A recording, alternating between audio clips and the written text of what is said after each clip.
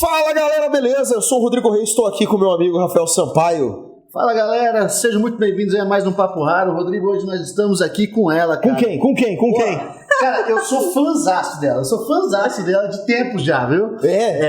Ó. Então faz um favor pra mim, lê o currículo dela.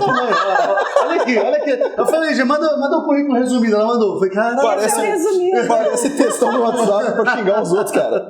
Pô, diretor, Lígia Prieto, tá?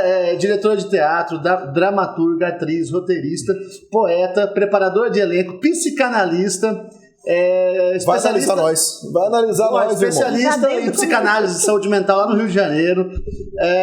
Gestão cultural e contemporânea pelo Itaú. Foi gerente de cultura e Secretaria Municipal do Rio de Janeiro. Assina mais de 20 dramaturgias. Aí eu vou pulando aqui, eu vou lá pra frente as coisas que eu acho. Quer ver? Ela tá no top 100 aqui, considerada um dos 100 perfis de dramaturgia contemporânea brasileira pelo portal Dramaturgia, atriz pela companhia Ofit, em cartaz com o espetáculo Todo Redemoinho Começa com o Sopro.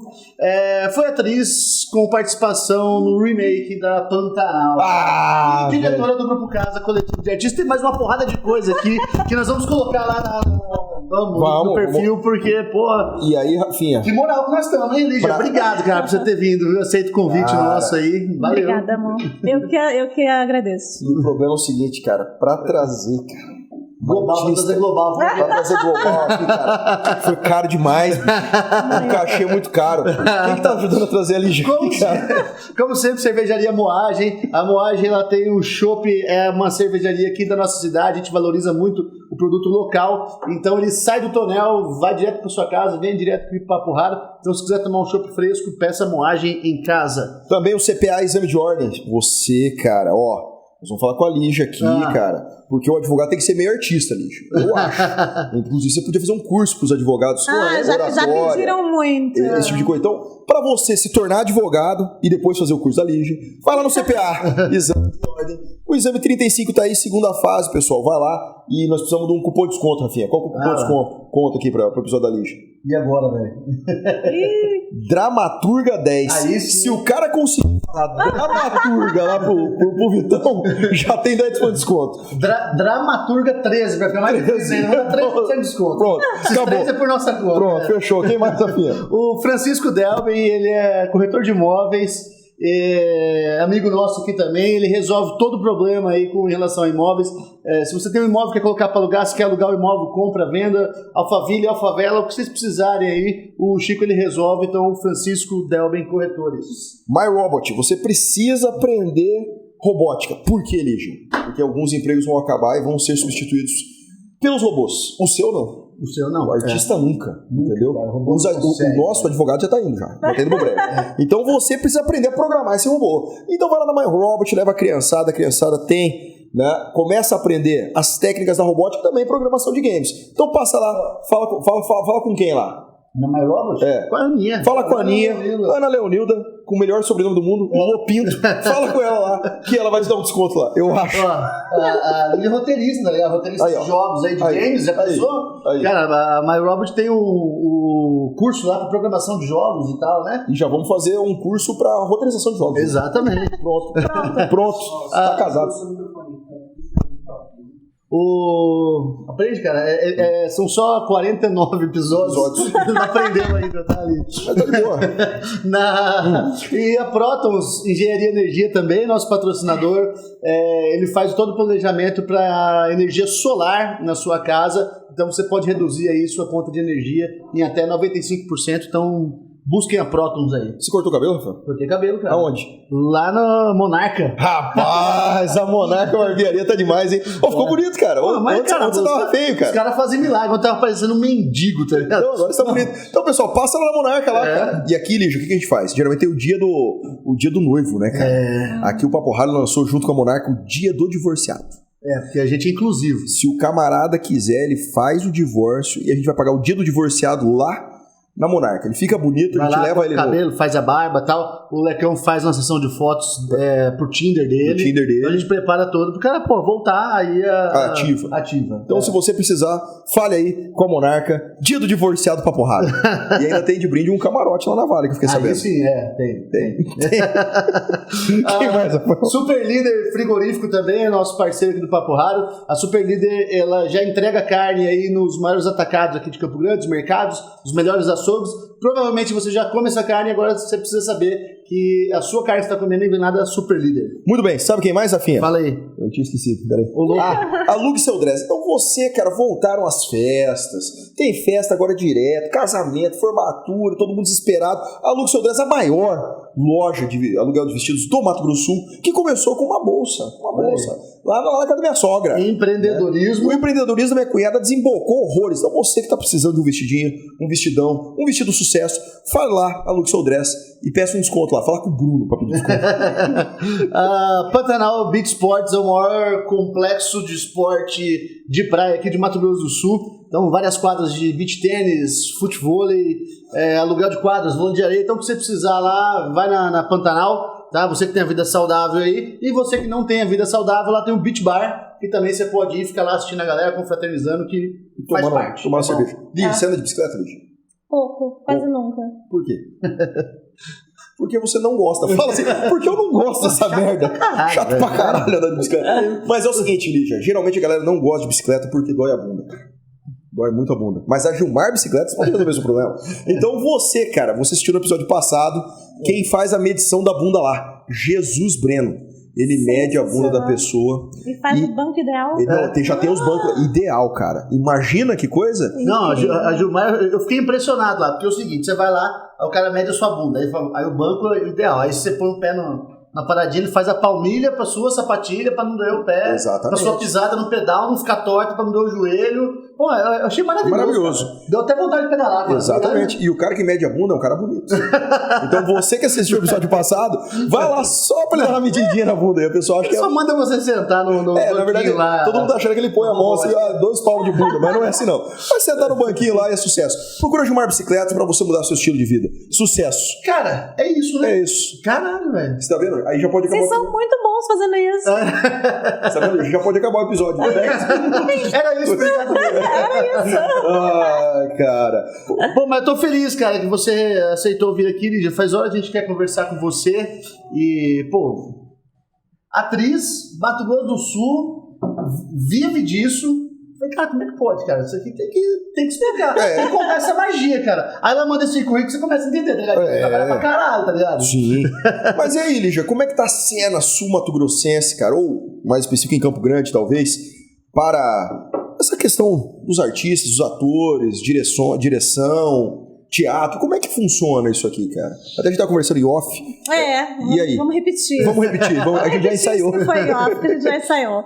Não, eu acho que Campo Grande é muito lento tudo, né? A gente tem tentado ultimamente, a classe tá bem unida ultimamente e tem feito alguns projetos mais sustentáveis, né? Que deem conta da gente se manter, continuar, e tem lutado por isso. Mas algumas coisas a gente sai perdendo, né? Agora mesmo, aquele espaço em frente à feira vai virar, na verdade, um espaço de ciência e era um espaço cultural, né? Era voltado para a cultura. Então, a gente está perdendo esse espaço também. Então, muita coisa que a gente conquista, a gente perde logo depois. A gente conquista e perde logo depois. Então, Campo Grande é uma cidade que os artistas precisam ser muito incansáveis. E por isso que a gente trabalha pra caralho. Assim, porque não tem outra opção. As políticas públicas de Campo Grande não são legais, o ideal, né, nem do Estado.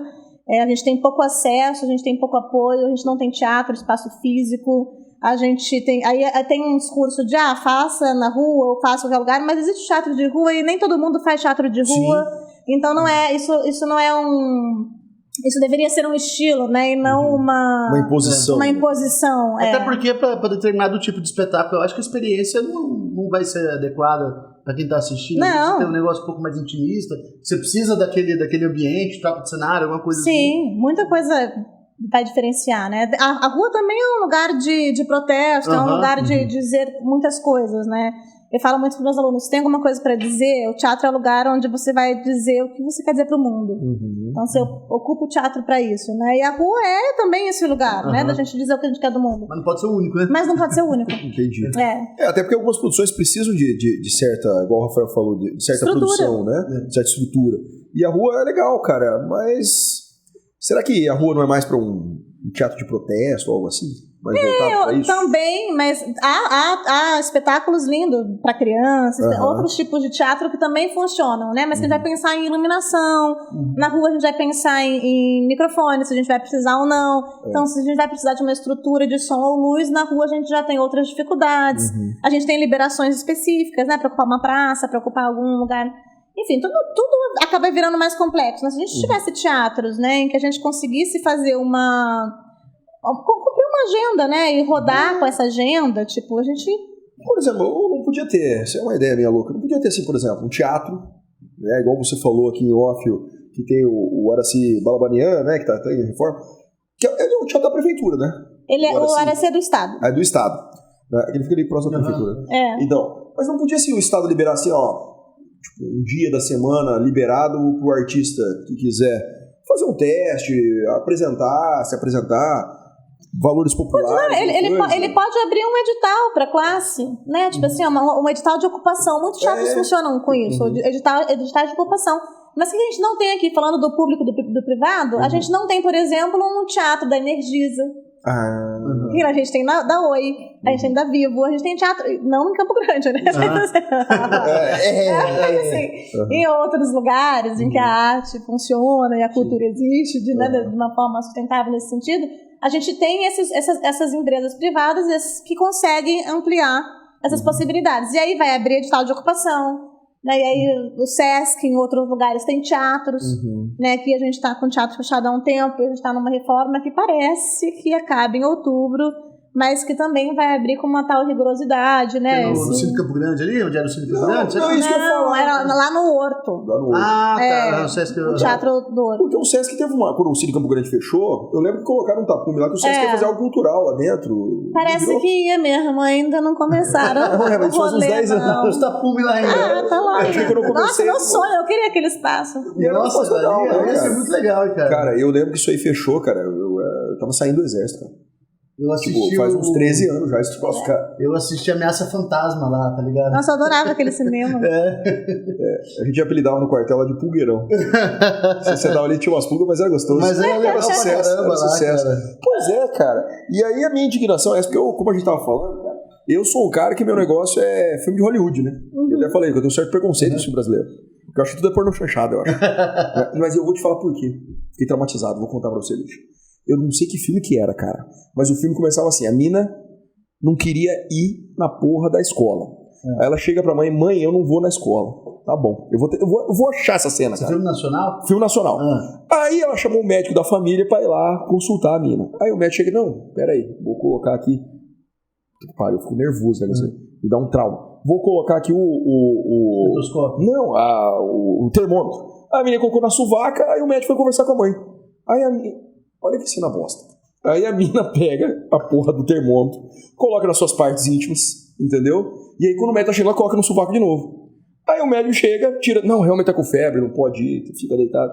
Aí no final, a porra do médico dá uma cheirada na merda do termômetro. Cara, imagina eu com 10 anos assistindo um negócio desse, tipo no SBT, né, cara? No SBT meio-dia. Tipo, tem como entender. Que filme é esse? Eu perguntei pra minha mãe, por que ele cheirou o termômetro depois, cara? Porra, eu devo ter apanhado naquele dia. Cara, isso que era o cinema naquela época lá, cara. Eu acho que eu traumatizei, cara. É traumatizante mesmo. Porque assim, aí você pensa no filme nacional. Mas eu acho que a gente tem uma mudança, nos últimos 10 anos, principalmente, a gente tem uma mudança muito radical em termos do que se pode e o que não se pode fazer. Né? Eu acho que a gente tem uma mudança de respeito, uma mudança de até onde vai o meu limite, o que é arte, o que não é. Você acha que inclusive, isso não era, por exemplo, a porno chanchada não era talvez uma manifestação artística contra a ditadura? A conserva talvez seria isso, talvez. Fazer uma releitura agora, também. Né? Não, sim, mas ao mesmo tempo, se a gente fosse colocar um filme desse hoje, a gente já ia ser cancelado, né? Então, mas eu acho que o belo da arte é que ele é um retrato de cada geração, né? Sem dúvida. Talvez pra esse momento ele não funciona. Mas não é estranho essa merda? O que você acabou de falar, por exemplo, na época da ditadura, os caras mó fila da puta. Aí tinha um filme que a menina colocava o terror na xereca. Aí agora não pode ter, que vai ser cancelado. Hoje que é tudo liberdade. Não, ela pode até colocar. Eu acho que isso não sei se ia ser cancelado. O cancelado ia ser ele cheirar o termômetro. Entendeu? Criança, Mas não era criança, né, cara? Não, criança é. Não, era uma criança. Era uma adolescente. Era uma senhora com seus 20 anos já. Mas ela fazia o papel de criança? Ela não ia pra escola? Não, ela tava fazendo o papel do EJA, né? Tô achando confuso. Então era uma adolescente, tem que ver uma moça, entendeu? Não, a criança, pelo amor de Deus, a criança vai pôr um negócio desse aí, todo pedófilo preso. Tinha a Xuxa lá no Amor Estranho Amor. Amor Estranho Amor. Uma matizante também. A Xuxa era minha rainha, cara. Não, mas eu acho que é um retrato de uma geração, como a Lídia falou assim, talvez, vamos botar uma criança aí, talvez hoje em dia o médico cheirar o termômetro ficaria ruim. Que é um retrato dessa geração nossa, tal. Às vezes evoluiu em um ponto, retrocedeu em vários outros e beleza. Sim. Mas é um retrato. Mas você puxou um assunto bacana. Você acha que tem limite pra arte? Acho. Pra arte? Acho. E qual a primeira artista que fala isso, cara? Eu estou emocionado. Eu acho que a ética, o respeito. Eu acho que a gente termina onde começa o outro. E eu acho que isso é uma coisa que, enquanto artista, a gente não aprende. Mas quando a gente está fora dos privilégios, a gente aprende muito. Porque a gente não pode passar alguns limites. Não se pode tudo na arte, não se pode tudo na palhaçaria, não se pode tudo em nada, em lugar nenhum. Né? A gente precisa conseguir entender até onde a gente pode ir. Mas tem eu acho que é o Léo Lins que fala, que o Léo Lins é bem humor. Inclusive ele foi demitido agora. Ácido e tal, Foi demitido da SBT. E ele fala que o limite da arte é o local onde ela é apresentada. Então ele fala assim, poxa, se eu vendo o ingresso pro meu show e o cara sabe o que é o meu show, eu posso fazer aquilo lá dentro. A partir do momento que eu sair dali, eu permito que as pessoas achem ofensivo o que eu falo e tal. É um discurso que ele fala aqui. Eu acho que o limite da arte é o caráter do artista. Tipo assim, se eu sei até onde eu vou, ali me basta. Mas, por exemplo, se aquele espaço vai além, eu não vou naquele espaço. Aí pensando numa questão de crime, né? Vamos pensar aqui no injúria, por exemplo, né? O Léo Lins ele foi demitido do SBT porque me parece que colocaram um vídeo de uma peça dele, né, que ele fazia uma piada, muito mau gosto, como sempre, né, de uma criança com hidrocefalia, uma coisa assim. E aí ele foi cancelado, foi demitido. Mas a pergunta é, será que... o que fica complicado para eu entender é porque ele não se dirigiu a determinada criança, mas foi um comentário geral, por exemplo, como tinha muitas piadas do nordestino, né, de gays na época, enfim... E será que isso não pode? Será que isso é o limite mesmo? Ele não pode tratar com essas situações? Ele não pode falar de um lugar que não pertence a ele, né? De uma visão que não pertence a ele. Que aí eu invado dignamente a humanidade de outra pessoa. Entendi. E se eu não tenho esse lugar de fala, eu não posso ocupar. Certo. Né? Então isso não adianta. Eu tenho esse discurso, para mim, de forma muito firme, cada vez mais. A parte dos trabalhos que eu tenho feito, das coisas que eu tenho vivenciado, das coisas que eu tenho estudado. Mas eu entendo que isso não é um conceito ou uma lógica que todo mundo... Não é um padrão que o pessoal está adotando, não. Entendi. Na verdade, para todo mundo, vale tudo. Para mim, não vale tudo. Não, tanto que quando você falou, até me surpreendeu, porque todos os artistas, assim, e mais os comediantes que a gente ouve falar, eles falam isso, que não há limite para a arte. A arte é arte, eu faço o que eu quiser e tá tudo bem. Beleza. Quem não quiser não adquira ou não porque aí que eu acho que a gente vai para um questionamento do que é arte, né? Porque para mim a arte serve para uma coisa só, para produzir pensamento. E aí quando a gente parte do princípio que ela só serve para sustentar o ego do artista, ela não me interessa e nem interessa ao mundo. Porque ela não vai produzir pensamento, ela não vai dar nada a partir daquilo. Então que ela nem exista. Né? Ou que você guarde só no seu quarto e fica ali, né, diante da sua própria obra, sei lá o quê. Né? Mas há um limite aí pra mim. Quando você leva isso para o mundo, a tua relação, existe um limite entre você e o outro, entre você e o mundo. E eu acho que é esse o caminho que o artista percorre o tempo inteiro. Né? Como que eu acesso? Por que eu acesso? E o que acontece ao acessar? Entendi. Né? Eu estou de fato fazendo alguma coisa. Para que serve isso que eu faço? Mas para que serve você advogado? Entendi. Eu acho que a gente pensa nisso o tempo inteiro. Né? O mundo vai mal. Eu acho difícil a gente não pensar nisso. Mas aí a gente pode... Bom, eu entendo o que você está falando quando você fala o para que serve, né? E aí isso acaba não te impedindo, por exemplo, você como atriz, como roteirista, de escrever alguma coisa que possa retratar algo que seja ofensivo, que possa retratar algo que seja que possa doer para alguém, porque isso pode servir para escancarar um mal que venha correndo. Você acha que não. Ou você se limitaria a escrever alguma coisa ou atuar em alguma... Não, eu acho que se eu vou escrever, por exemplo, eu estou escrevendo um espetáculo, comecei a escrever um espetáculo que chama Mibidiara, a última humana da Terra. E ela é a história de uma menina indígena. E aí eu tenho, a minha bisa era indígena. Isso não me dá o direito, porque eu não me represento indígena. Então isso não me dá o direito de falar pelos povos indígenas. O que eu fiz? Né? Eu falei com um amigo meu, Guarani Kaiowá, falei, cara, eu só consigo fazer isso se eu tiver o apoio de vocês, se a gente fizer junto, e se vocês construírem um espetáculo. Então a gente escreve junto e vocês constroem. Porque não está dentro do meu lugar de fala. E é muito ousado e absurdo, ousado no sentido ruim, eu falar por um lugar que eu desconheço. Que eu desconheço a falta de privilégio, a falta de direito, tudo. Mas será que não seria, por exemplo... Aí eu tô enlouquecendo as ideias. Mas será que a pessoa que não está dentro, né, que não está no local de fala, será que ela não pode falar justamente das impressões dela? Justamente para ser refutada lá na frente ou algo assim? Digamos que você tenha... Mas ela não pode, assim... ela pode falar sobre as impressões dela, assumindo que são impressões dela a partir de um olhar de distanciamento. Dela. Entendi. Ela não pode se apropriar daquilo. Ela não pode chegar e falar assim, por exemplo, né? Você fazendo um espetáculo e falar assim, a cultura é essa. Não, essa aí é a impressão que eu tenho da cultura. Só que também, pra que você vai fazer isso? Não, sim. Não, porque, assim, aí vem a pergunta, por que você vai fazer isso? É porque aí eu já tô querendo... Porque dar voz a não é falar por. Isso, não. Entendeu? Boa. Não, isso é a diferença. Boa. Isso. Não, mas é porque o que eu tô falando? Justamente porque eu já trago isso pro discurso, por exemplo, político, discurso do direito. Né? Que eu, por exemplo, eu não sou mulher, mas eu falo sobre violência doméstica e familiar contra a mulher. Por que eu falo? Tenho muitos clientes, tanto de um lado quanto do outro. Só que sabe o que acontece, Lívia? Quando eu vou falar sobre isso, a fala é assim, você não é mulher, você não pode falar. Mas veja, eu não vou falar como uma mulher se sentia.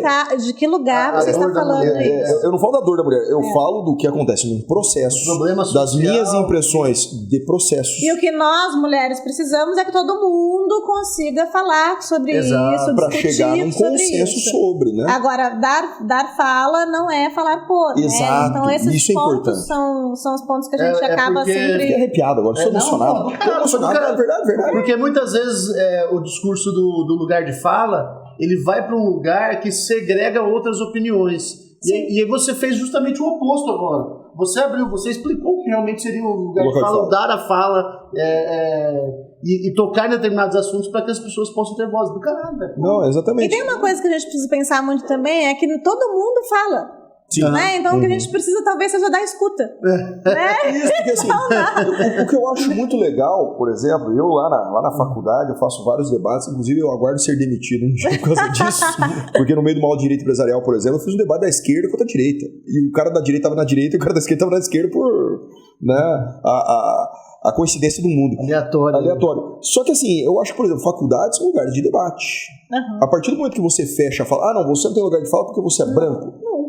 O branco ele tem que falar qual é a impressão dele para que o negro que tenha, né, que vive na pele aquela situação, ele pode falar, não é bem assim, irmão. Funciona dessa e dessa maneira. Mas aí tem um limite, porque aí a gente também pensa assim, a gente tem um limite aí, que é você pode falar a sua impressão, mas se ela ofende a outra, se ela ultrapassa o limite da outra pessoa, será que vale a pena você falar? Guarda pra você essa merda. Não, eu concordo. Não, isso eu concordo. Mas, por exemplo, no nosso caso, até fugindo um pouco tempo, mas já voltamos, que eu tenho uma pergunta boa pra você. Né?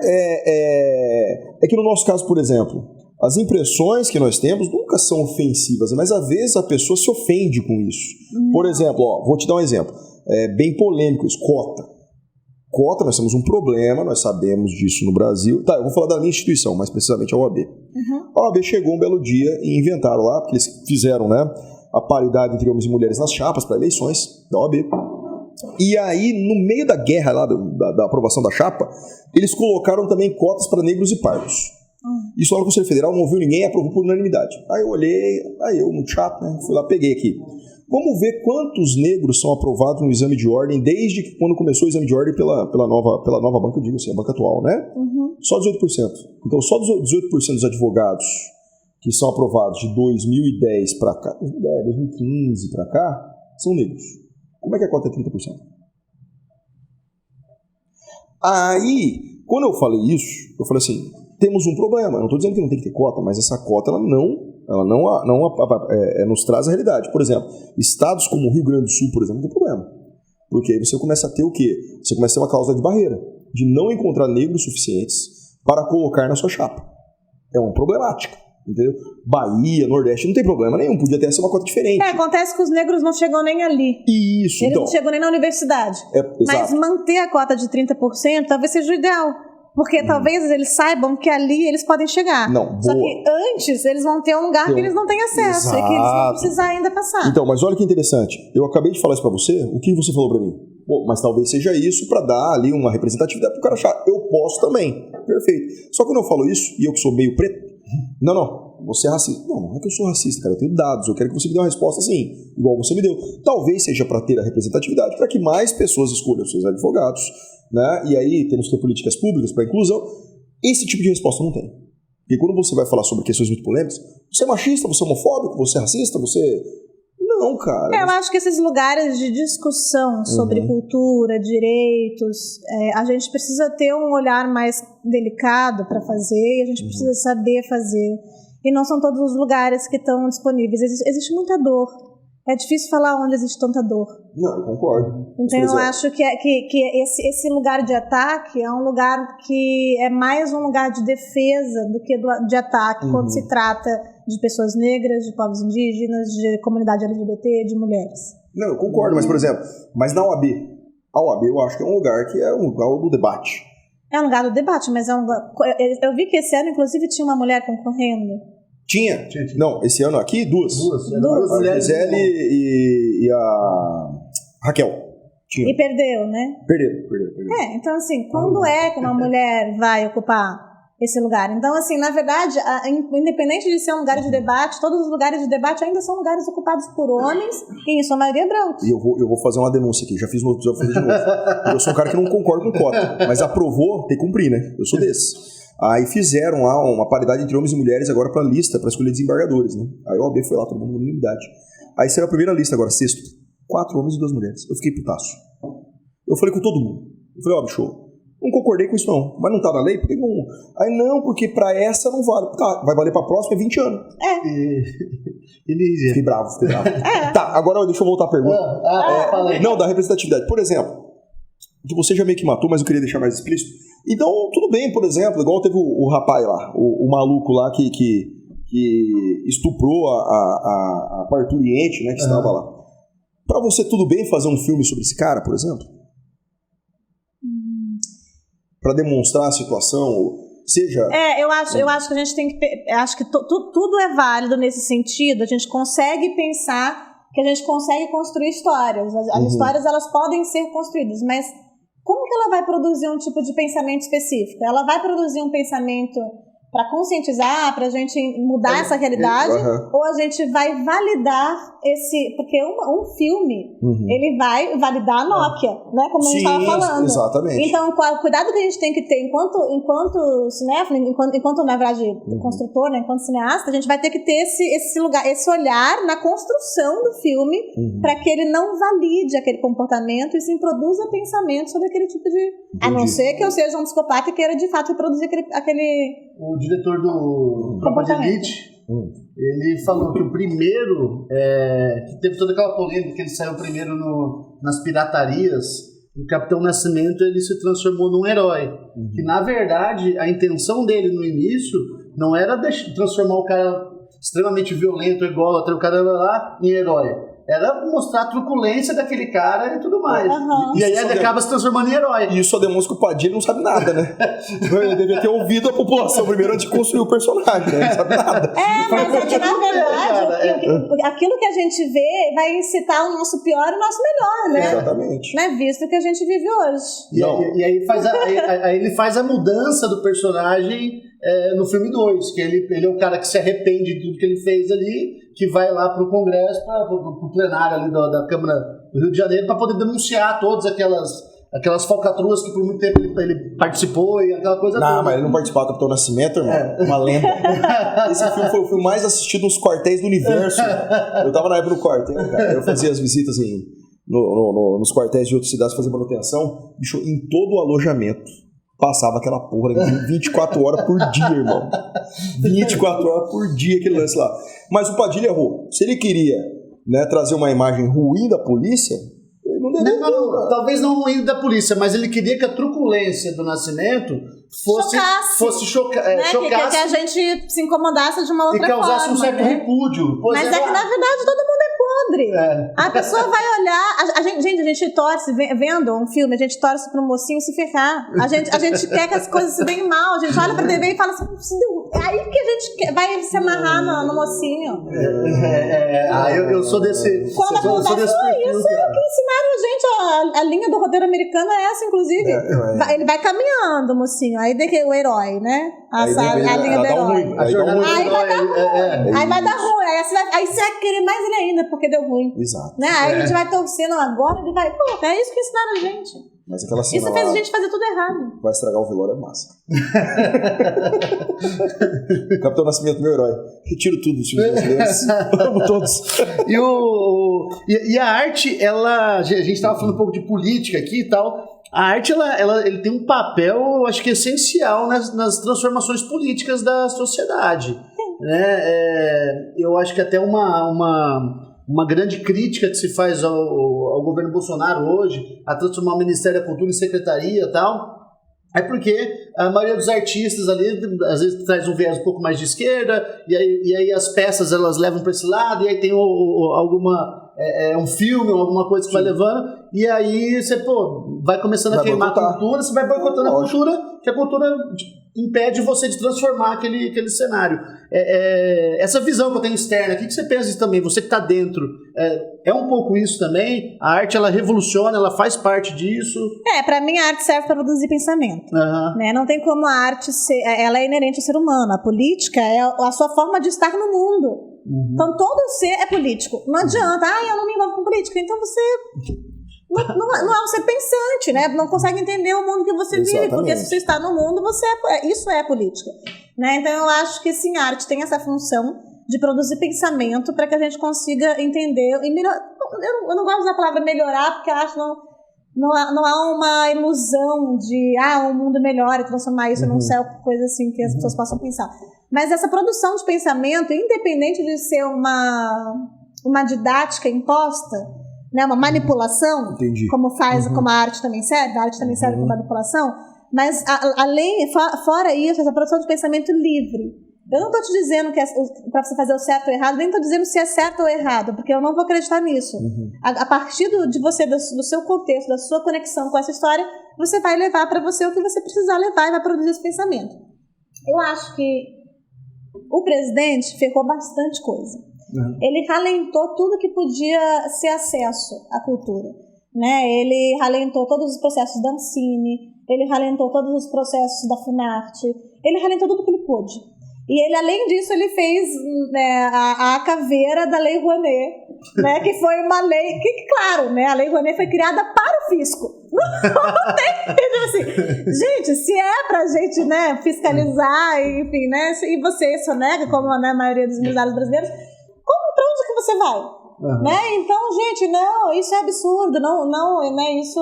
E, na verdade, tu não paga nada mais, é o teu imposto, que ao invés de ir pra porra de todos os lugares que ele vai ali pro artista. Mas o cara não paga imposto. Produzir, exatamente, é essa a questão, né? Então, a Lei Rouanet foi feita pro fisco.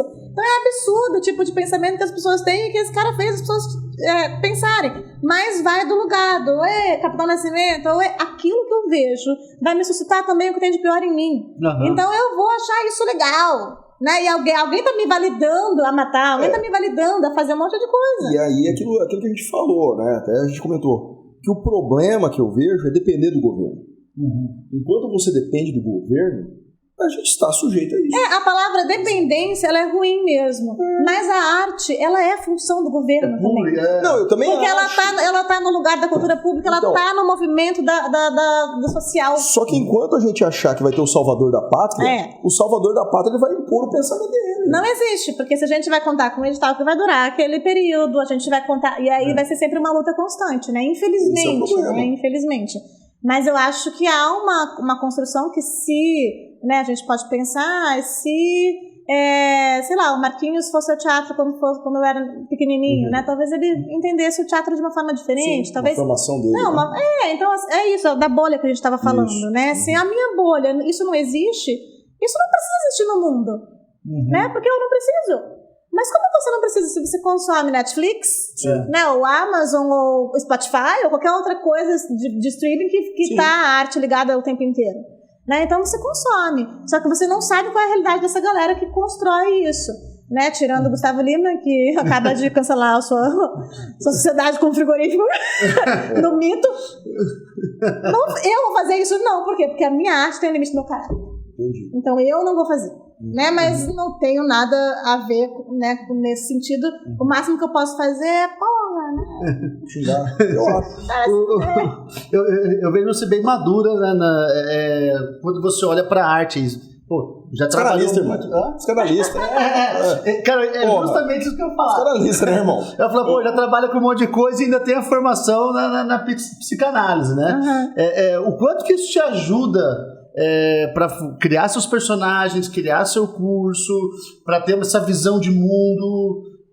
Quanto que isso foi importante para sua carreira hoje? Tudo. Na verdade, eu fiz psicologia porque minha família não deixou eu fazer teatro, né? Normal. Eu queria ser guitarrista, não deixava também. Aí, ó, tá vendo? Olha só, você ia ser não ia ser nada. Não, é uma grande perda pro Rock in Rio. Pronto.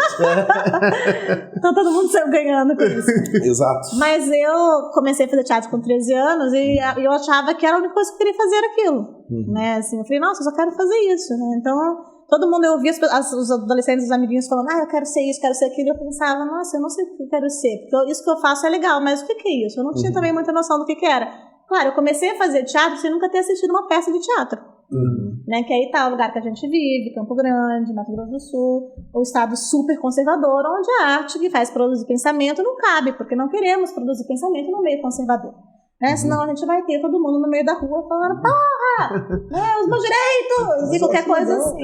Eu sou um cara de direito, mas eu acho legal a manifestação. Fica aí manifestando, né? Não acho muito bom, eu acho. Mas aí aí chegou num determinado momento que eu precisava, que eu queria, né? Tava na hora de entrar numa universidade. E aí eu queria fazer artes cênicas, mas não tinha aqui ainda.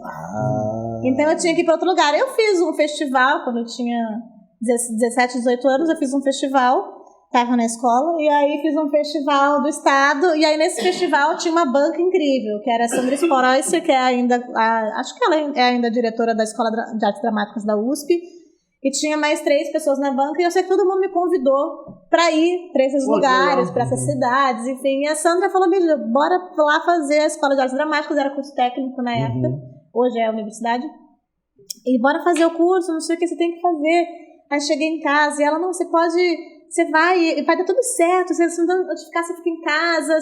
Fica tranquilo, assim. né? Tipo, ela falou, eu dou um mês pra você dar empregada em São Paulo, trabalhando como atriz muito, assim. Aí eu cheguei em casa, né, com o prêmio de melhor atriz do estado, né. Falei, mãe, melhor atriz. Ela agora vai querer ser atriz. Falei, mas eu sou a melhor do estado. Tá escrito. Aí, mas enfim, foi uma brigaiada, né. Você não vai ser atriz, você não dá dinheiro, você vai morrer de fome. Né? E minha mãe, que vem de uma família muito humilde, já ficou desesperada, porque fome ninguém podia passar, porque ela já tinha passado, então ninguém podia passar, e ela sabia quando isso era ruim. Então, em casa sempre sobrou comida, né? Por conta desse lugar dela. Ela, não, comida é bom que sobra, porque faltar não podia. E aí, enfim, aí essa preocupação veio gigantesca e acabou que eu tinha poucas opções. Aí, na época, eu lembro que eu fiz na época de vestibular, né? Que você Administração, direito. Eu escrevi em qualquer uma e eu fiz, mamãe mandou, assim, nos vestibulares, né? Porque não era o Enem, era o vestibular. Aí eu fiz, mamãe mandou e saiu psicologia na UCDB, assistência social na Federal e publicidade e propaganda na UNIDER. Aí eu falei, bom, e agora? Passei nas 3, né? Falei, agora, o que eu vou fazer? Aí eu falei, vou na que eu não pago, né? Vou fazer uma assistência social, sei lá. Minha mãe ficou doida. Não vai ter dinheiro! É melhor ser atriz, porra! Tudo bem, pode ser atriz. Você só piora, né? E aí, enfim, aí acabou que eles escolheram que eu tinha que fazer psicologia.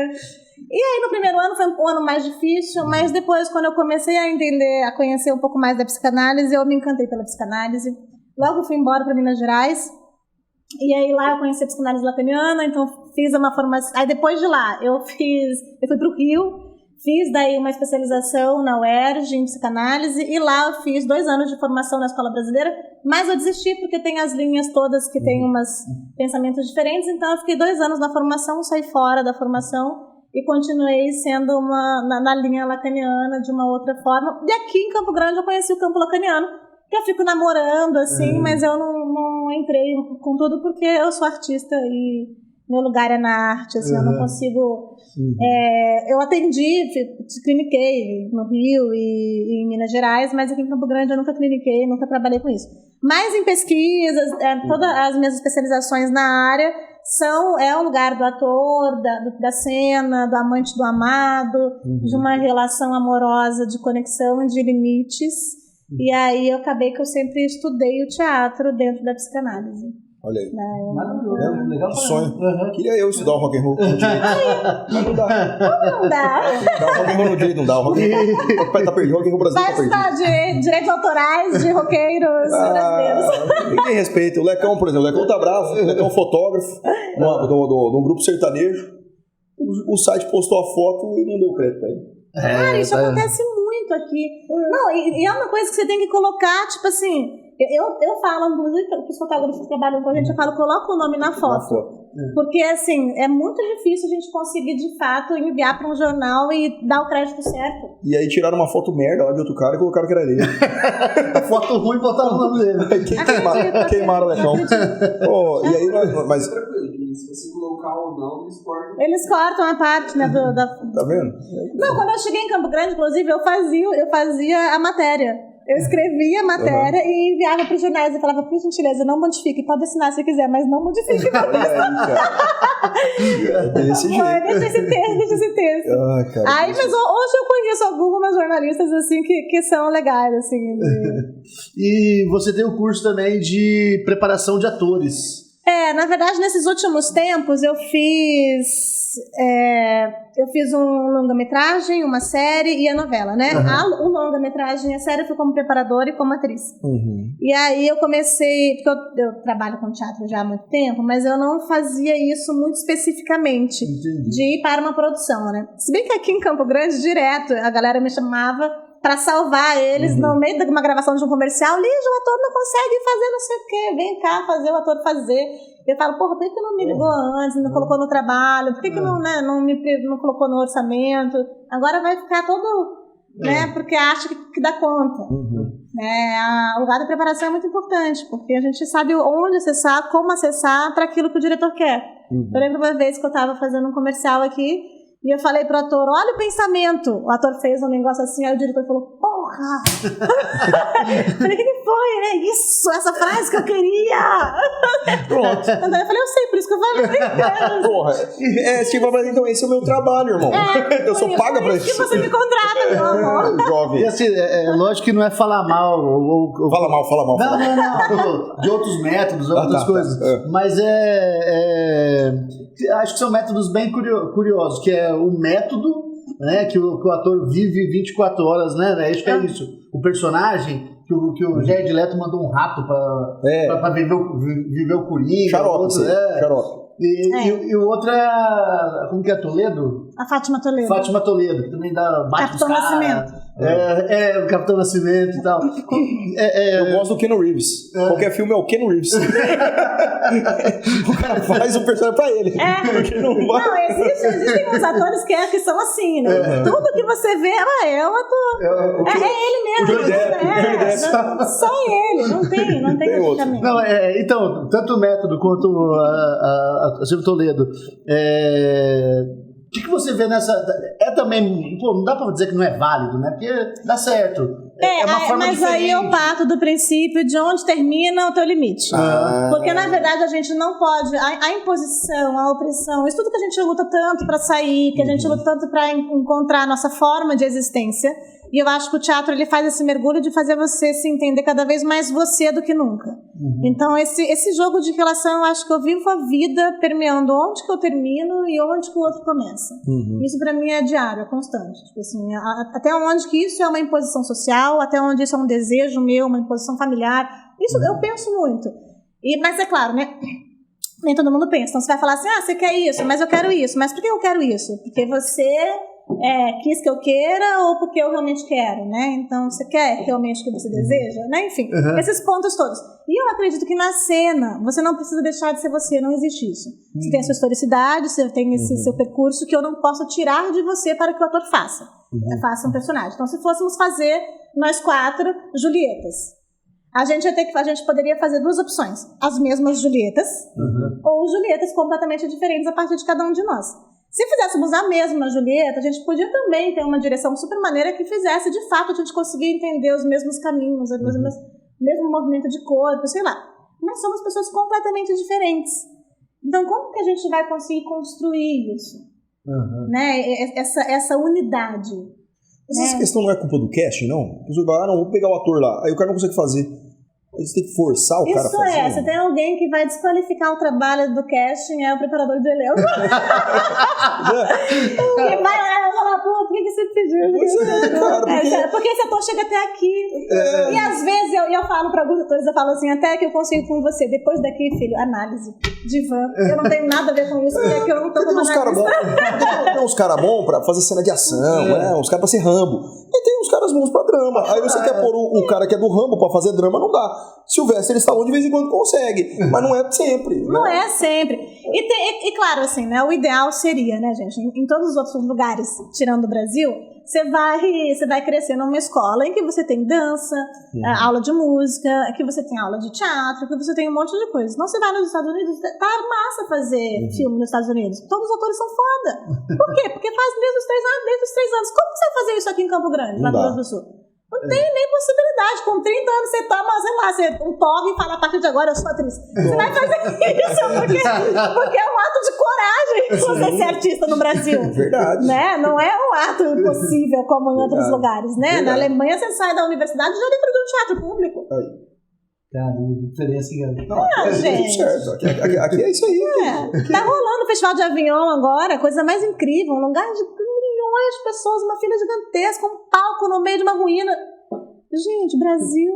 Pra não falar que no Brasil não tem, eu fui essa semana passada pra Piauí, pra Serra da Capivara, pra conhecer o sertão, e lá acontece um festival de ópera, na Serra da Capivara, que é no meio de uma pedra, que tá quase pra cair, inclusive. Tem que tomar cuidado.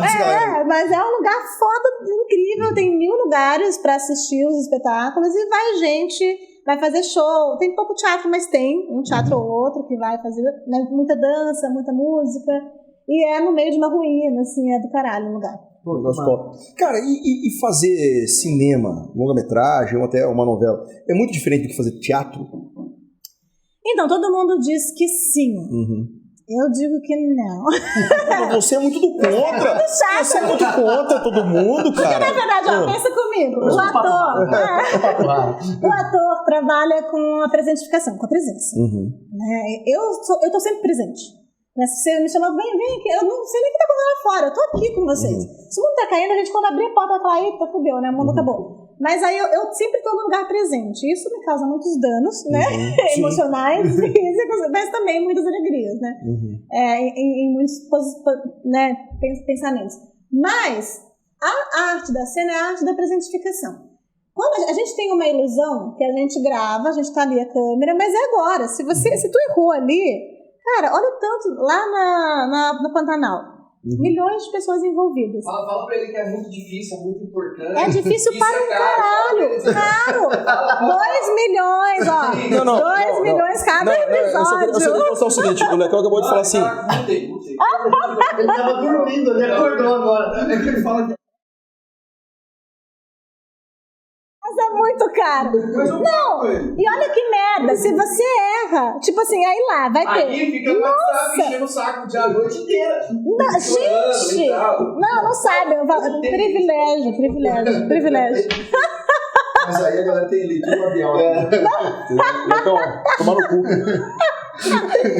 Mas, cara, é muito caro e muito difícil e muitas pessoas envolvidas, sabe? Então, por exemplo, eu fiz esses 3 trabalhos. Foi muito curioso porque eu fiz eles em um período muito curto de tempo. Pode falar que eu sou foda, que eu faço tudo sozinho. Aí, foda para um canal. Eu tô vendo você arrumar a câmera, arrumar o microfone, equalizar, arrumar a luz. Eu tô falando, ué, gente. Sabe por quê? Tá vendo? Ele tá recebendo por 3? Não. Sabe por quê? Não tem. Isso aí é o capitalismo selvagem. Ele dinheiro só pra ele, entendeu? E esses patrocinadores que você falou aí? Tem 10 patrocinadores fazer isso. Vagabundo, sem vergonha. Olha aí.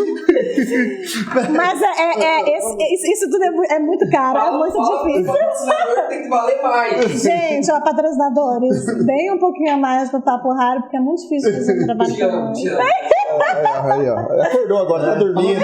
Chegou aqui puto. Agora tá feliz. Desgraça. Mas e aí, Lili? Mas, ó, eu fiz em um período muito curto de tempo essas 3 produções. Primeiro um filme, que deve ter ali um valor de 500 mil, né, pra fazer a produção geral, um longa-metragem. Nada, tipo assim, se você atrasa, aí você tem, sei lá, uma equipe grande, uma equipe de 10 pessoas da técnica, você tem o diretor de fotografia, você tem a diretora da cena, você tem que também, nesse caso, foi roteirista também, você tem preparador de elenco, você tem um monte de ator, você tem o espaço, a equipe de arte. É muita equipe. Aí você tem lá. Aí você tirou o copo do lugar. Você não pode colocar no lugar. Quem tem que fazer isso é a equipe de arte. Porque depois é o nome da equipe de arte que tá lá no rolê. Então você fica... Nossa, continuista. Eu falei pra ela, continuista, a querida amiga minha, eu falei pra ela, alguém aqui se errar, vai dar pra ver? Só continuista, cara, que é uma profissão que você só sabe pelo erro. Porque você não pensa que tem uma continuista quando você assiste um filme. Exatamente. Agora, quando tem um erro de continuidade, você fala lá. Erro de continuidade. Maldito. Aí, maldito continuista. Eu falei, cara, se eu erro, todo mundo fala, ai, que ator meio fraco. Ó, tem um vídeo do Porta dos Fundos, ele é bem antigo esse vídeo. Não sei se você já viu, senão eu vou tentar achar e depois eu mando pra você. Que eles estão conversando, falou, pô, a gente precisa reduzir o custo. O que nós vamos tirar? Manda embora o técnico de iluminação. Quando ele fala isso, a iluminação fica meio a bosta do vídeo, tá? Aí ele começa a mandar embora a galera. Daqui a pouco não tem nada, tá tudo errado em continuidade. Cada hora aparece o cara com uma roupa diferente e o áudio já fica uma bosta. Não, o cinema é caro porque ele precisa de uma equipe gigantesca. Né? Mas o teatro você também não faz com uma pessoa só. Porque mesmo se você vai fazer um solo, você vai precisar de alguém que vai estar. Né? Enfim, você vai precisar de uma equipe mesmo que seja mais enxuta. Mas não há diferença pensando no lugar do ponto do ator. Tá? O ator sempre está na presentificação. Mas o teatro, você falou que você estava numa peça, rodou pra caramba essa peça, não sei quantas apresentações. Você gravou um filme, você vai pra tua casa... O filme fica passando lá 200 vezes no cinema. Não, mas diz que o filme é meio chatão, assim. Eu tô pensando assim, pra fazer um filme, porque, por exemplo, eu sou um ator, porque não grava na continuidade, né? Você sai gravando tudo louco. Gente, é tudo louco. O artista mesmo não sabe o que vai sair no final. Aí na pré-estreia que ele vai lá, assiste, bate palma. Por isso tem a melhor edição lá no Oscar. Não, o audiovisual é do editor, gente. Não, o audiovisual é do editor. Né? A novela, a TV é do comercial, né? É de quem paga, né? Tipo assim. O teatro é a arte do ator. É do ator. Né? Porque você tá ali em ato. Entendi. Né? Se eu falar, vamos por aqui, a plateia vai por aqui. Agora, se eu faço isso gravando um filme, o ator de novo fala, amor. Aqui, ó, tá aqui, para aqui. Seu limite é esse aqui. Tá, aqui. É seu limite. Né? Então eu vou ver onde termina a câmera. Onde você já tá fora de quadro. Podemos falar que o teatro ele é mais gratificante pro ator? Não dá certo? Porque quando dá errado, ele também toma tomate. Não. O teatro é um Acho que é, não é nem, não sei se a palavra é gratificante, né? Porque gratificante a gente pensa no cachê, aí a gente pensa em quem paga mais, etc. Mas em lugar de existência, o teatro é sinistro, cara. Porque é você ali diante de uma plateia muito grande e você fazendo aquela mentira ser a maior verdade do mundo, né? É igual nós no júri. Eu ia fazer essa analogia ao júri. É que eu falo, o advogado só é advogado aí com todo respeito aos outros, mas quero que se foda. A diferença é que os advogados têm uma questão de caráter na hora das interpretações. Mas olha só que legal. Mas é porque quando o cara está escrevendo, porque assim, a advocacia, o aluno chega lá no primeiro semestre, ele acha que vai pra júri, Estados Unidos. Não, a advocacia... Mas o júri é uma grande cena. Não, então, mas 98% da advocacia é papel. É o cara saber escrever, o cara não aparece. Mas tem um lugar que eu vou te diferenciar o advogado do lugar do ator, pra entender esse gozo, talvez, de cena. O advogado, ele vai a partir de um ego. O ator, para ele dar vida a personagem, ele não deixa de ser ele, mas ele se ausenta dos achismos e das vaidades. Entendi. Não é que não existe a palavra neutro, mas ele dá lugar ao personagem. A outrem, entendi. E dar lugar a outrem exige da gente um abandono da vaidade, né, para que esse outro possa existir. O advogado não deixa de ser ele. Nunca. Ele vira um showman. Ali é o lugar dele. Ali é o lugar dele brilhar. Gosto muito disso, inclusive. A gente já percebeu desse Como é que ela tá me analisando, cara? Depois eu sei o nem precisa. Depois eu sei o relatório, eu tô fudido. Deixa eu perguntar. Agora eu quero saber coisas polêmicas. Pergunta. Não é pra te contar, é pra você me contar. Coisas polêmicas. Então, diz que é o seguinte, cara. Samara Felipe foi lá no Rafinha. Rafinha Bastos. Nós já ensaiamos, viu, cara? Eu já sei que ela vai responder, mas já sei. Cara, e todo mundo fala que determinadas produções tem o tal do teste do sofá, cara. Não são determinadas produções. A maioria das produções. É o que a gente está falando desde o início, sobre o caráter e sobre os limites. Para quem, onde você se vende e onde você não se vende. A gente ainda vive, infelizmente, a arte, e acho que isso foi um dos maiores traumas da minha vida, quando eu entendi que a arte não significa bom caráter, né? Quando eu pensei assim, a arte talvez seja um lugar seguro. Não, né? Não é, existe ainda tudo muito enraizado também, o machismo, o racismo, todos os preconceitos absurdos ainda estão na arte e não deveriam estar, né? Porque, Até porque, com todo respeito aí, cara, a puta hipocrisia, né? Uma puta hipocrisia. Porque fala assim, vamos defender os direitos das mulheres, os artistas estão sempre assim, aí na hora de fechar o papel, tem que fazer determinados favores. Então não só isso, como a gente viu recentemente todos os escândalos da Globo, demitindo lá, enfim, Marcos Melling, todo mundo que estava... Hollywood, pelo amor de Deus. Né? Mas quando é que uma atriz tem a possibilidade de falar? Quando é que uma mulher tem a possibilidade de falar?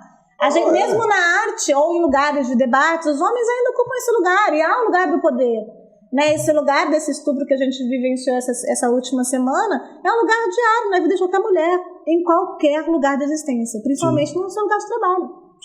Então, no seu lugar de trabalho, na arte não é diferente. E a arte ainda fica mais complicado, porque assim, ela depende daquela produtora, né? Quando eu digo produtora, não da mulher produtora, mas sim da produtora, né? da empresa. Da empresa. Se ela não se rende aquilo ali, daqui a pouco ela tá na lista negra e nunca mais faz produção nenhuma. Ela tá na lista excludente, né? Não na lista negra.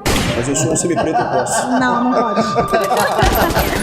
Não, você não pode. Eu já vi alguns atores falando do benefício que está acontecendo na Globo, justamente de não ter mais aquele contrato vitalício, que eles hoje podem buscar outras produções nos streamings, em outros lugares, que aí não ficam tão dependentes assim de um único local, porque a Globo acabou com os contratos vitalícios, ela permitiu que bons atores participassem de outros lugares e crescessem o streaming, crescesse a produção nacional em outros lugares. Sim. Então hoje em dia você não fica dependente só de um único diretor que está lá naquela novela fazendo teste de sofá, tá ligado? Então tem mais galera e você consegue chegar em mais pessoas ali.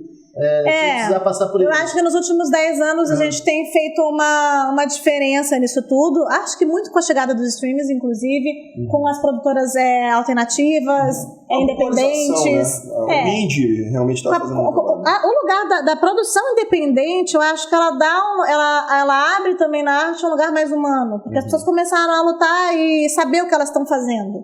Não, eu sei o que eu estou fazendo, eu não preciso de você, Globo, para me validar. Entendi. Né? É até curioso isso, porque a gente acha que em alguns lugares é o chegar lá, né? Eu fiz uma participação pequena na novela e eu recebi muitas mensagens de, nossa, você chegou lá.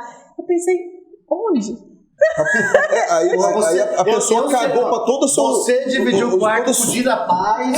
Não tem mais que dentro. Aline Borges. Era lá, pô. Era lá. Massa. Aí eu pensei, nossa, será que quando eu era pequenininha eu falava, eu quero dividir o quarto com a Dira Paz? Eu não sei, porque eu acho muito ilusório isso, né? Na verdade a gente vive de ilusão, mas é um absurdo a gente pensar que a arte é isso. Né? Então, meu desejo enquanto artista não é chegar lá, né? Meu desejo enquanto artista é conseguir fazer as minhas produções, é conseguir tranquilamente, como qualquer outro profissional, trabalhar nos meus roteiros, na minha dramaturgia, conseguir ter um espaço físico que eu consiga levantá-los, né? Que eu possa alugar, como um advogado, vou alugar então um escritório ali para fazer, sei lá, meio período. Cara, eu não posso fazer isso com teatro, porque eu não tenho um teatro que seja ofertado a mim por meio período. Então eu não tenho essa possibilidade. As pessoas confundem o chegar lá não como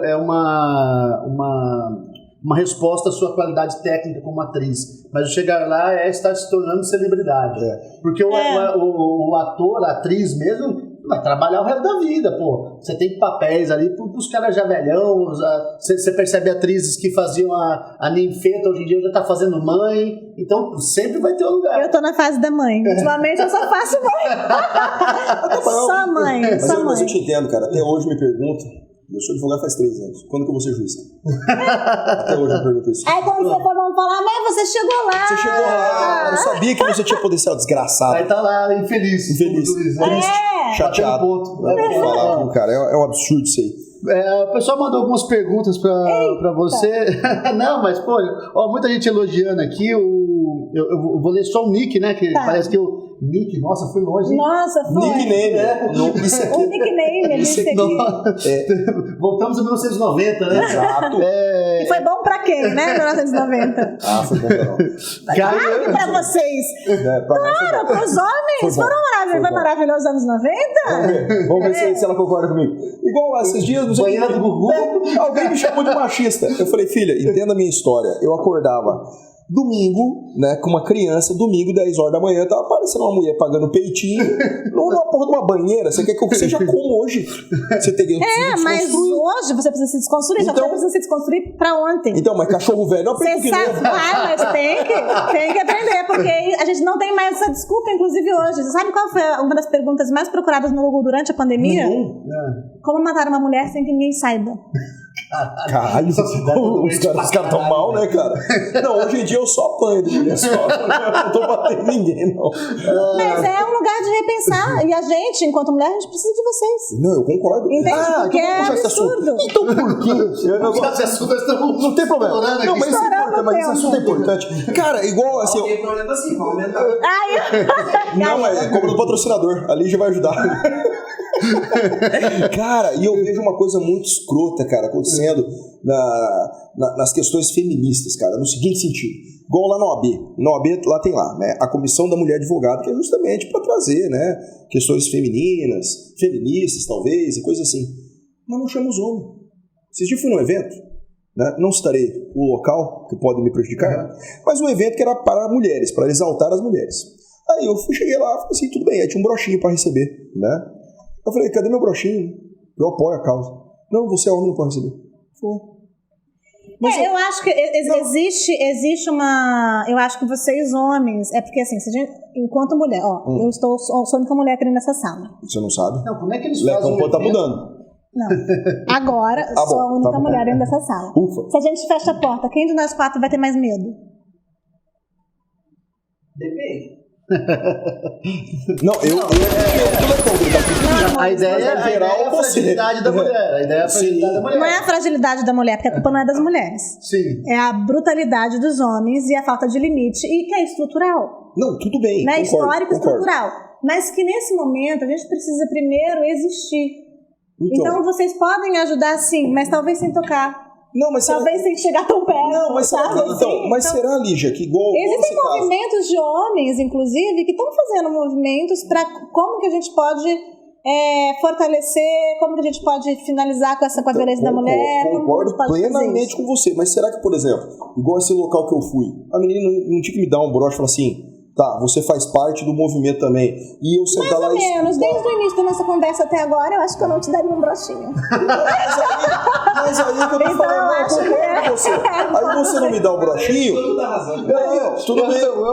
Eu concordo. Você não me dá um brochinho, só que aí você não atinge a minha bolha. Mais ou menos, porque não sou eu que tenho que atingir a sua bolha, é você que tem que ter respeito e dignidade com o outro. Concordo, mas se não atingir a bolha dos caras que não tem o respeito, isso nunca vai atingir os caras. Mas sou eu que tenho que chegar na bolha dos caras? Mas sabe o que acontece? Eu tenho que chegar no meio de um monte de cara. Não, você não, mas assim, aceitar o cara que tá entrando, entendeu? E esse é o problema. Talvez aceitar o cara. Talvez eu, quando for com a minha bolha, eu falo, pô, aquela mulherada. Eu acho que depende muito de onde você foi, quem era, o que era. Eu acho que depende muito. E aí, em off eu te respondo se você merecia, eu acho ou não. Porque eu acho interessante, assim, porque às vezes essa bolha, ela fica entre ela e criando um ódio, criando teorias, tudo entre ela, e fica lá, e às vezes ela se fortalece. E ela agrega, ela chama, ela acolhe essas pessoas e vai fortalecendo. A bolha do mal, né? A bolha do mal, ela faz isso. Né? Então,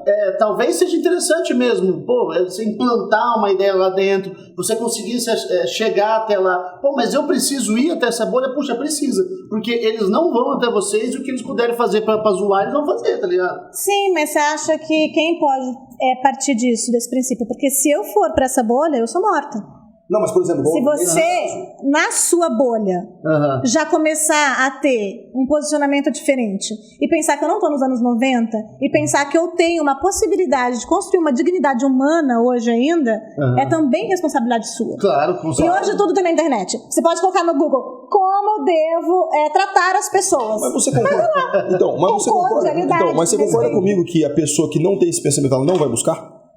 Claro, talvez ela busque como matar uma mulher sem que ninguém saiba. Então, mas assim, trazendo esse cara que... Mas eu não quero falar com esse homem, porque ele me mata. Porque eu tenho medo dele. Não, eu entendi. Não é que eu vou chegar lá. Não é você chegar, é aceitar que ele venha para a conversa. É isso. Sim, mas para uma conversa onde todos nós estejamos talvez protegidas desse... Sim, concordo plenamente. Né? De alguma forma. Eu trabalhei na casa abrigo, onde ficavam as mulheres vítimas de violência em Juiz de Fora. Lá em Juiz de Fora. E é uma casa que de 3 em 3 meses a gente mudava o endereço dela porque os caras encontravam. Foi, eu acho que, os 3 meses mais violentos da minha vida. Que eu vivi, nessa época eu trabalhava muito com a psicanálise, com a psicologia especificamente, e ia inclusive falando sobre a Lei Maria da Penha e sobre a violência contra a mulher em vários lugares de Juiz de Fora, e esses espaços sociais que tinha na prefeitura na época, que eram projetos muito interessantes, que eu nunca mais vi em outro lugar, mas lá tinha. E era um lugar que não tinha como chegar nada que parecesse um homem. Nem de longe, porque ali né? Mas é isso. Como que eu consigo colocar que o machismo é uma responsabilidade da mulher? Não, mas ninguém né? Nesse sentido. Mas como que...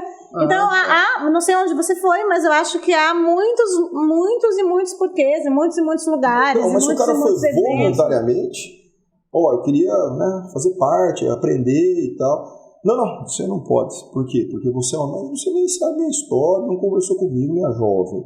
Mas é que nem todo homem, mas sempre um homem. Né? Eu concordo, né? Mas aí eu acho que é excludente. Mas aí está difícil pra você, né, homem? É difícil. Tá muito difícil pra você, o mundo. Tá difícil, homem, né? Tá difícil. Onde a gente chamar a polícia ou alguma coisa pra vir prender desse jeito? Tá difícil, tá muito difícil. Fala, Rafa. Vamos lá. O que você queria falar? Não quer falar nada. Antes que eu me levante. Não quer falar nada. Não, eu gosto dos debates, que os debates, eles engrandecem, a gente aprende e tal, é legal pra caralho, acho bacana. Essa é a parte de passar pano. Não, e eu tô entendendo por que muita gente aqui mandou mensagem, muita admiração, Caio XS, né? Caiox seria, né? O nick dele. O nick dele. Tem peça nova vindo por aí? Ele pergunta. Tem peça nova vindo por aí. Sempre tem. Eu tenho 15 projetos que estão parados nesse momento, mas que eu estou em processo de construção, de finalização da dramaturgia. O que sai agora, que passou inclusive no edital municipal, é porque é isso. Eu preciso de pelo menos, no mínimo, R$100 mil para fazer esse projeto. E aí, onde eu consigo isso? Com políticas públicas, com editais, com outros movimentos. Com empresas que eu consiga fazer alguma parceria. Mas está vindo As Preciosas. As Preciosas é um espetáculo baseado numa pesquisa de uma doutora em literatura da USP. E ela pesquisou as mulheres que escreviam contos de fadas, mas que tiveram seus nomes apagados e retomados por homens, como os irmãos Grimm, o Charles Perrault, e outros homens que assinaram. Tinha isso? Não, eu tô te falando assim, esses dias eu tava vendo a história da Mary Shelley e tal, e eu falei, porra, massa, né? Eu gostei muito da história do porquê do Frankenstein, né? E aí você me falou isso, eu fiquei chateado. Comum, né? O que ela viveu, muitas mulheres viveram. Não, assim, no ponto, assim, não, a história dela é muito triste, inclusive, né? Até por isso que ela escreveu Frankenstein. Não, mas eu digo assim, me espantou, cara, você falar que, por exemplo, os irmãos Grimm se apropriaram da história. Sim, os irmãos Grimm, pelo amor de Deus, gente, dois safados. Não, eles escreveram bastante coisa, mas algumas histórias eles foram retomando, repegando, né? Enfim, eles, na verdade, fizeram um compilado de histórias folclóricas que já existiam e meteram, adaptaram, reconstruíram, né, e assinaram, né, como bons homens que a gente tem por aí. O tempo inteiro. Na música? Hoje? Tem música gravada do Chitão do Chororó que escreveu por uma mulher. E quem assina? Eles. Não, os caras, né? Os compositores. Compositores, homens. Quem assina é o compositor. É o tempo inteiro. Mas isso. hoje em dia não, mas antigamente eu até entendo. Assim, não concordo, mas entendo. Mas hoje eu não. O próprio sucesso do Michel Teló, que estourou o Michel Teló, né? O Ice Te Pego? O Ice Te Pego. Você não sabe qual é a história do Ice Te Pego? Foi. Ele foi. Mas ele foi em algum lugar, ouviu um cara cantando lá, falou, cara, posso comprar essa música? Comprar essa caneca, essa caneca, você me dá essa música? E aí ele vai com a produção Brown, estoura. Né, a partir de um cérebro alheio, né? Não, ele comprou, né? Depois, na verdade, há uma inteligência absurda ali em transformar isso, né? Um negócio. Mas eu não tenho favor de falar As Preciosas, então. Aí As Preciosas estreia, a gente começa o funcionamento agora, é uma dramaturgia que não está pronta, eu vou construir essa dramaturgia com a orientação dessa pesquisadora, dessa doutora da USP, que ela lançou 2 livros que chama As Preciosas. São os livros que traz vários contos de fadas que não foram publicados e que foram de mulheres que foram assinadas por outros homens. Inclusive, por isso elas se chamavam de As Preciosas, porque elas não podiam se nomear. Isso são escritoras do século XVII. Então, As Preciosas vêm aí. Todos os meus textos, roteiros, dramaturgias são feministas, falam de mulheres e encorajam mulheres para criança também. Então tem A Borboleta Mais Velha do Mundo, por exemplo, que está em cartaz, que é para criança, e é a história de uma borboletinha que vai descobrir a longevidade das borboletas, e ela vai tentar entender como que ela faz para viver mais, porque ela descobre que as borboletas duram no máximo tem uma espécie que dura 24 horas. Né? Aí ela fica apavorada e vai tentar descobrir.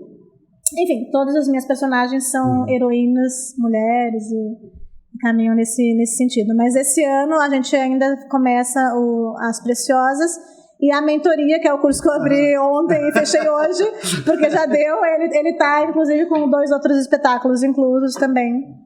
Com a minha direção. E aí esse curso de mentoria, ele é sazonal? Você sempre abre? Como é que funciona? Não, é a primeira vez que eu abro um curso específico de mentoria, porque na verdade muitas pessoas me procuram assim, Lígia, dá uma olhada no meu roteiro. Lígia, você pode, isso acontece muito na arte, né? Você pode aqui rapidinho dar só uma arrumadinha no meu som aqui, que eu vou gravar um podcast caseiro aqui em casa mesmo, você vem só arruma, mas não, tá tranquilo.